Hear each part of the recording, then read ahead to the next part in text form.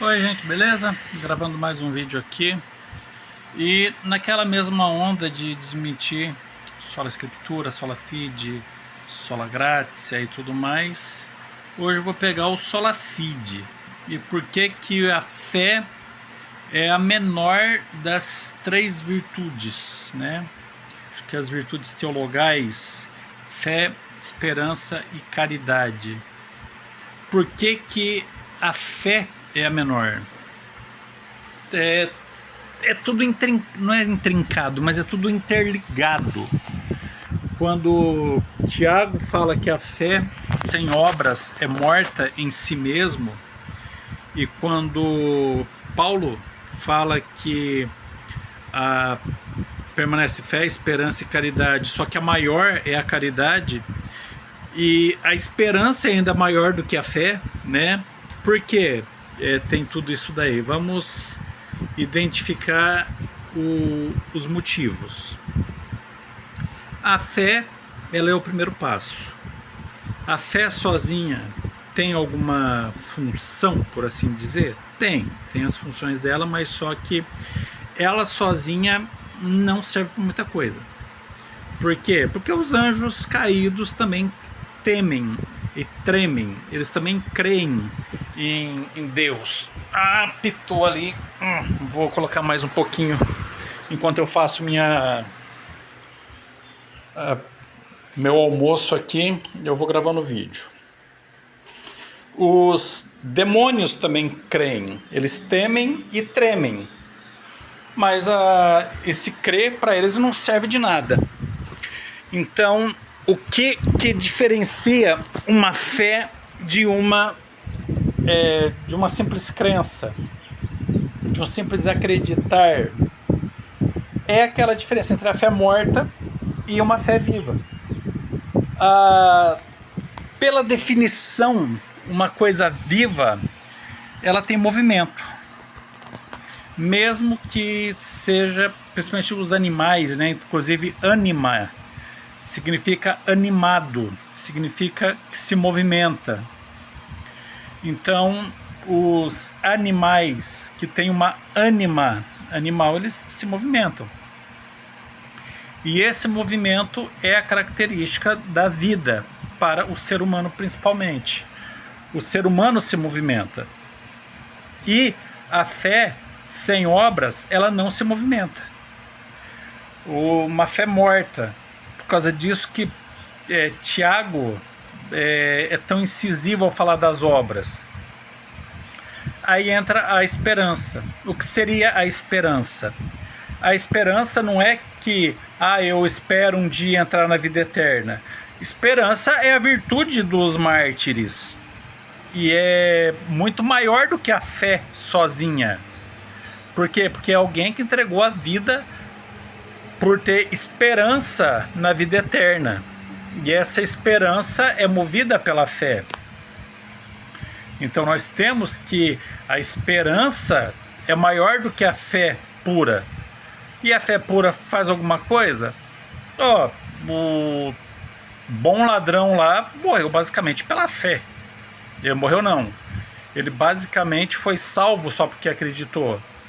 Não deu tempo dele ser martirizado, porque aquilo não foi martírio, aquilo foi uma execução de um bandido.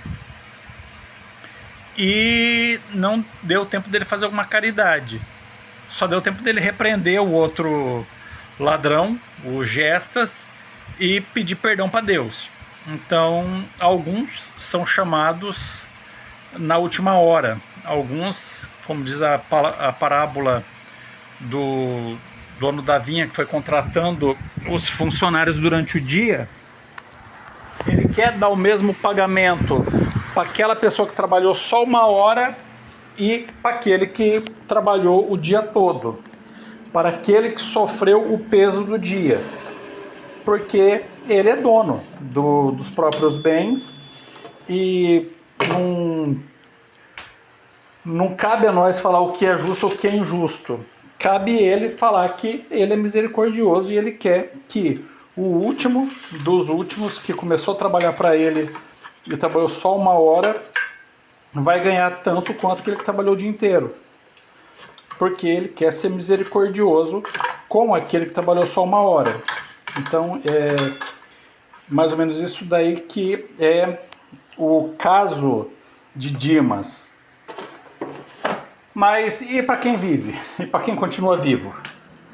Aí tem a esperança, que é essa virtude teologal das pessoas que se entregam ao martírio. É belo e moral? É belo e moral.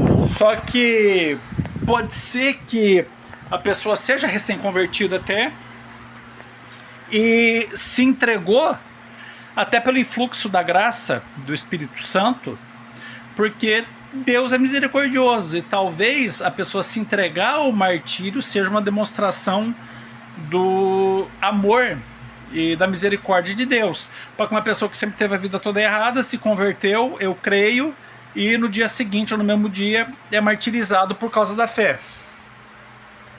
Então essa pessoa também pode ser considerado um trabalhador de última hora, um trabalhador que chegou na última hora e se entregou. Até porque o martírio é uma vez só. O martírio e não é um ato teu. Você não pode se matar. É alguém que te mata por causa da fé. E aí você está se escondendo porque você é católico, todo mundo te conhece como católico, e alguém te encontra e te mata. Esse daí é o martírio. Esse daí é a virtude teologal da esperança. E você nem precisou confessar Jesus Cristo como seu Salvador, mas você simplesmente foi encontrado e morto. É virtuoso isso? Plenamente virtuoso, é maravilhoso. No entanto, é uma vez só. Agora, a caridade não. A caridade demanda uma continuidade. A caridade depende de você ter esperança e se expor como cristão e fazer a caridade em nome de Jesus Cristo. Então é por causa disso que a caridade ela é maior do que a esperança, é maior do que a fé, porque ela demonstra uma fé viva e ao mesmo tempo que a fé é viva, ela tem uma continuidade, ela é todo dia, ela é toda hora. Você tem costume de deixar pelo menos umas moedinhas no painel do carro ali ou em algum lugar, para que se alguém pedir esmola para você, você vai lá e dá pelo menos umas moedinhas? Você tem o costume de ajudar pessoas que, sei lá, tá precisando de informação na rua, ou até mesmo fazer algum trabalho voluntário para que seja beneficiado os mais pobres? Então tudo isso daí demonstra uma virtude teologal muito maior do que a fé sozinha, porque é a fé em movimento, é uma fé viva, é uma fé que molda as suas atitudes, e moldando as suas atitudes molda para melhor. Então se você algum dia tiver a oportunidade de ser martirizado por causa da tua esperança, então você vai ter sim uma chance ali de ser salvo como mártir. E a fé sozinha não vai te dar a vida eterna de plano. Pode ser que você, como diz lá o Paulo, né, que quem construir sobre a rocha, quem construir com ouro e prata, aliás, vai vir o fogo e não vai consumir. Quem construir com madeira, feno, o fogo vai consumir, vai ser grande sua ruína, mas vai ser salvo também, né? Então, se você tiver só a fé, talvez você seja salvo, mas não sem antes sofrer, mas não sem antes purgar as suas más obras. Agora, se você tiver a oportunidade de ser um mártir, talvez você tenha a salvação eterna logo de plano. Ainda hoje estarás comigo no paraíso. Para quem que Jesus falou isso? Falou para um ladrão com vida torta e que confessou os pecados e teve a esperança na vida eterna. Então essa esperança teve a oportunidade de salvá-lo, mesmo que ele tenha demonstrado essa esperança já no leito de morte. Agora, a caridade é diferente. A caridade demanda que você haja, demanda que você faça alguma coisa. E enquanto o martírio, não, é alguém que vai fazer alguma coisa contra você e vai te matar. A esperança é suportar a ação dos outros, tolerar as ações dos outros com a esperança de uma vida eterna. Então, por isso que ela é maior do que a fé sozinha e menor do que a caridade, porque a caridade demanda você fazer alguma coisa e não tolerar que se faça alguma coisa contra você. Então, a fé é o princípio de tudo, claro. Graças a essa fé que nós somos salvos, que nós temos a aptidão para recebermos a salvação. Não somos salvos por causa da fé, mas a fé é o elemento que demonstra aptidão, demonstra a disposição para que recebamos a absolvição dos pecados. Então, a fé é essa disposição. A esperança e a caridade, ela também nos ajuda a ter essa disposição, mas a mantê-la também.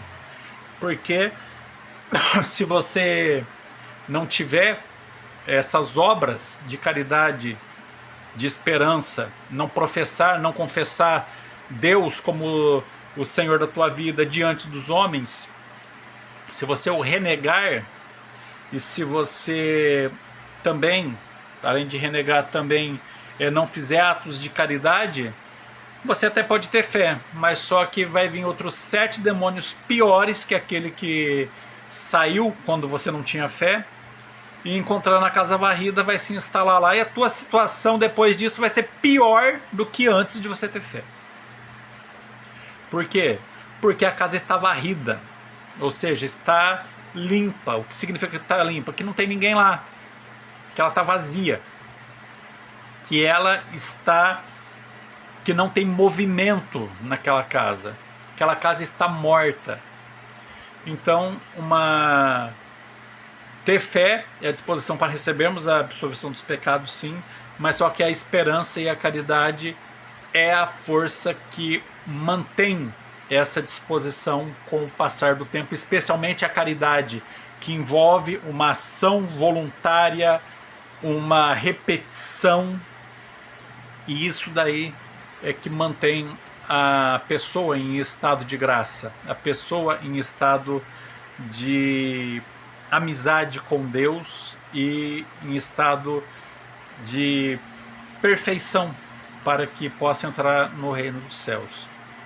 Espero que esse vídeo tenha sido útil para vocês. Qualquer dúvida, comente. Qualquer dúvida, me procure, porque eu sou solícito, gente. Eu não fico fazendo corpo mole para responder. E até aqueles comentários textão, se eu não respondo na hora, eu vou lá, estudo, vejo um pouco mais e respondo também. Como aquele do WGI, que eu falei que das falhas da metodologia do WGI. Respondi os textão e respondi analisando os documentos do próprio WGI, World Giving Index. Obrigado a todos e até o próximo vídeo.